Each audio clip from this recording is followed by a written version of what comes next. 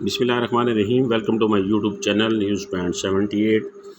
آج میں نے آپ کو بے نظیر انکم سپورٹ پروگرام کے تحت جو بچوں کے تعلیمی وظائف ہیں اس کے متعلق میں نے آپ کو بتانا ہے کہ کس طریقے سے آپ بچوں کے تعلیمی وظائف حاصل کر سکتے ہیں اور اس کے لیے کون سے بچے جو ہے وہ اہل ہیں، اس کا طریقہ کار کیا ہے اور اس کے لیے آپ کو فارم کہاں سے ملیں گے اور کہاں آپ نے سبمٹ کرانے ہیں۔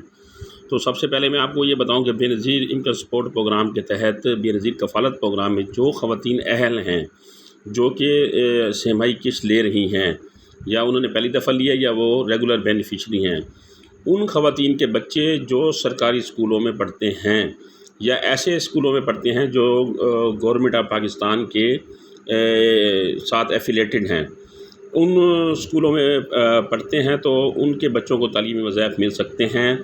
اور یہ تعلیمی وظائف جو ہے اس کے لیے طریقہ کار یہ ہے کہ سب سے پہلے آپ کے پاس بچوں کا بے فارم ہونا چاہیے، جو کہ نادرہ ایشو کرتا ہے وہ بچوں کا بے فارم ہو۔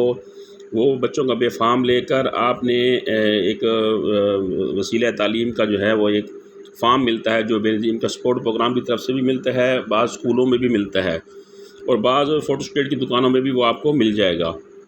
تو بے نظیر انکم سپورٹ پروگرام کے تحت جو بچوں کے وظائف کا فارم ہے وہ لے کر آپ اپنی بچوں کے متعلقہ اسکول میں جائیں گے، اسکول والے اسے فل کریں گے، جس میں بچے کا نام، ولدیت، اس کا رول نمبر، اس کا کلاس اور اسکول کا نام، اسکول کا جو ہے وہ رجسٹریشن نمبر جو ہوتا ہے جو وہ محکمہ تعلیم کے پاس اسکول رجسٹر ہوتا ہے وہ لکھیں گے۔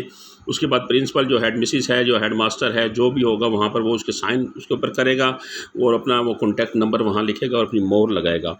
مہر لگانے کے بعد بچوں کا ایک آپ نے فوٹو لگانا ہے اس فارم کے اوپر اور اپنا جو ہے بچوں کا بے فارم لگانا ہے۔ اور جو بے نظیر انکم سپورٹ پروگرام کی ریگولر بینیفیشری خاتون ہے، جو بچوں کی والدہ ہے، وہ اپنا شناختی کارڈ لگائے گی۔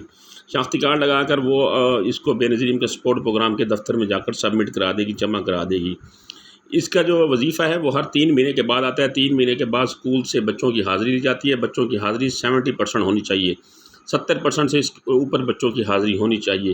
وہ حاضری لے کر اس کے بعد بے نظیر انکم سپورٹ پروگرام والے ہر 3 مہینے کے بعد جو ہے وہ بچوں کے وظائف ایشو کر دیتے ہیں۔